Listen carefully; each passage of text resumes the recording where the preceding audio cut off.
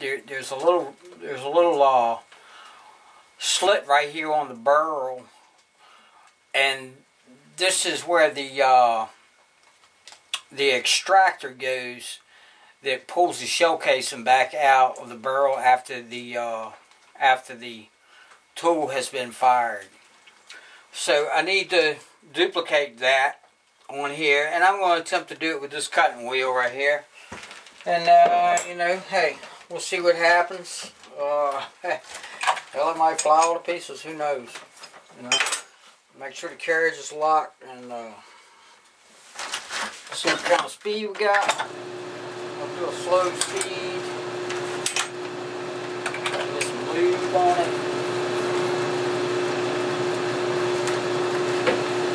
Just gonna go kind of slow.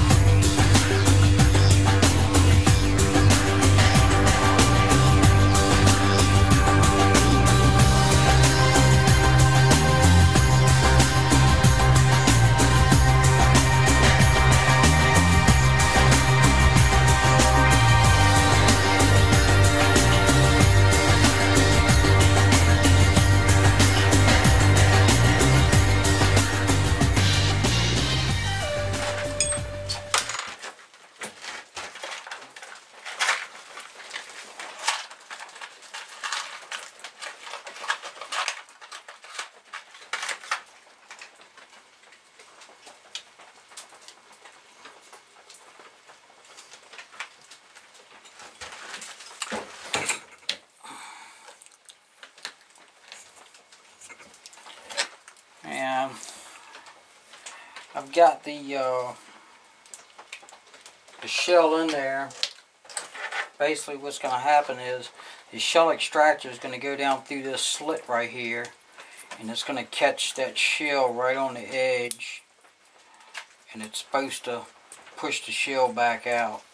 So it may need to go down just a tad further,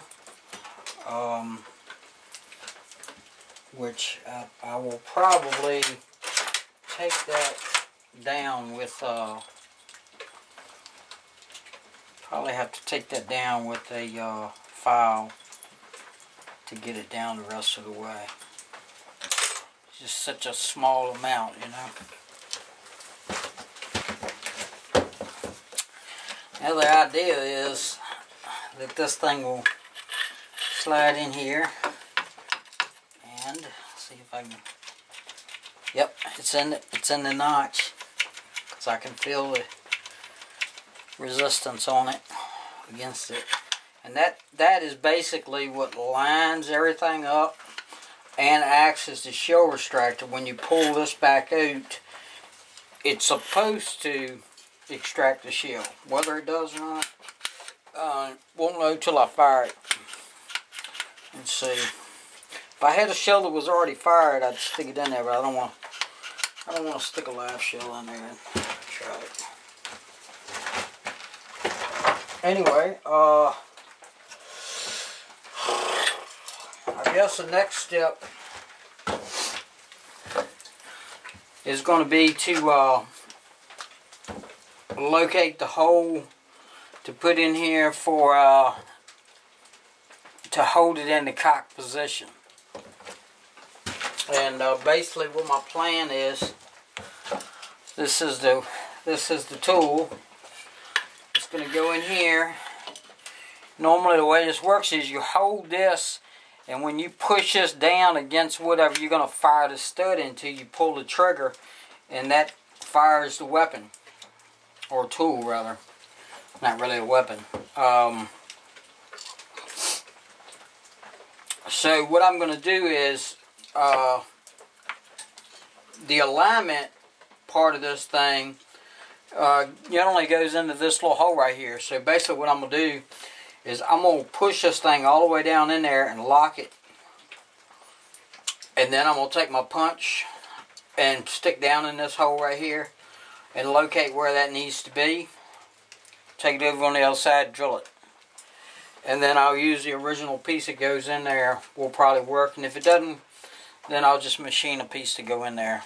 And basically, it's going to thread on here. When you screw this, you push this in, screw this down, and that's going to hold it in the cock position so that the tool will be ready to fire. Probably going to turn this end of this barrel down smaller, to a smaller diameter. And I may even add to the barrel, add a piece on here that will actually hold the launching device. So anyway, that's where I'm at on the project so far. Looks like this part of it, cutting the slit in there, looks like that, you know, that this wheel right here, cut it exactly like you know, what I envisioned based on what the other one looked like. So looks like we're on a tractor somewhere. Where? I have no idea. But hey, I still got all my fingers. Knock on wood. I still got all my fingers, so I haven't screwed up too bad, right? Alright, move the camera around, and I'm going to start on the next phase of this operation. Okay, so basically what we're doing now is we're going to take the end of the barrel down in order to fit the projectile on there. I put it all together, and I got my located where my hole's going to go right here, and went on and drilled that hole. And I put it in there, and I put a blank in it, and pulled the trigger, and it didn't fire. Anyway, I'm not going to totally get discouraged, because this box of blanks that I used was it was in the toolbox with this ramset gun, uniset gun. And this is a uniset gun that I have not used in probably over 20 years. So this box has been in there for at least 20 years. So they're probably just not any good, basically. I decided what I'm going to do is I'm going to turn this down to about a 1/2 inch diameter.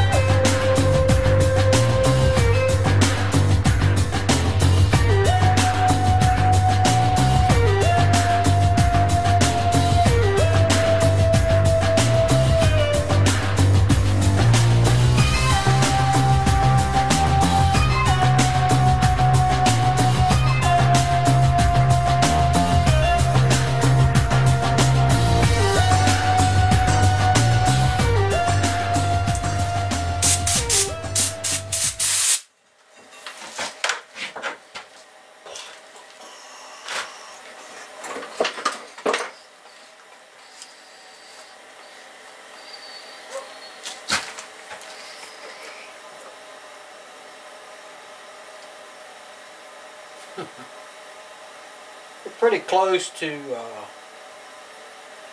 target.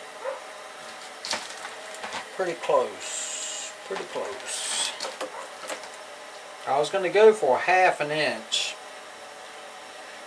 And I'm about 20 thousandths over. And I'm running into a little bit of a problem because I'm running into the side of here, and the only thing that I can really do is put an offset tool holder on there to get it up in there, and I really don't feel like doing it. Yeah, lazy man. Lazy man.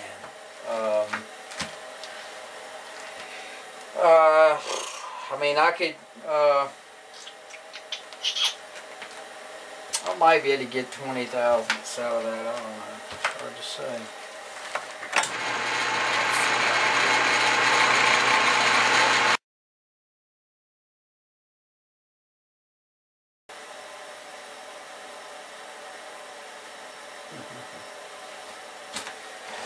Here's a guessometer.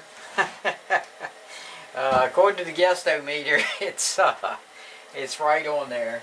It's about 1,000 over side. That's fine, because I'm gonna probably finish this off with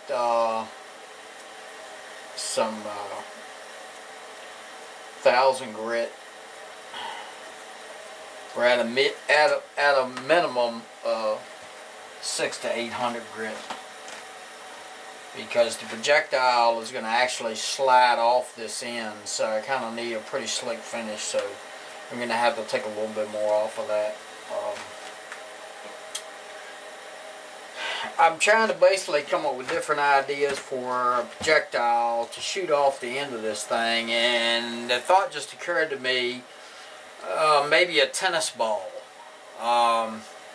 And so I think that's what I'm going to do, some experimenting with a tennis ball, and see if I can't get a tennis ball to act as the projectile for this tool. Tennis ball being round and kind of somewhat made for flight, you know,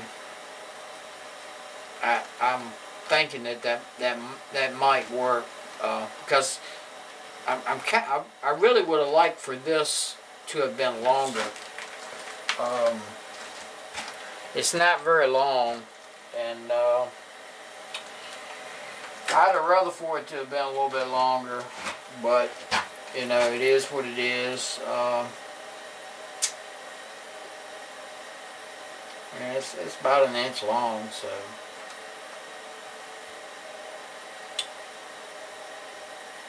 If I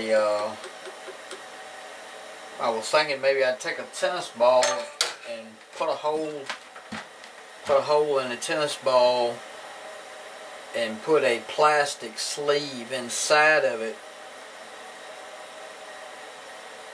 and maybe I may even cut a groove on this and put an O-ring on this right here, and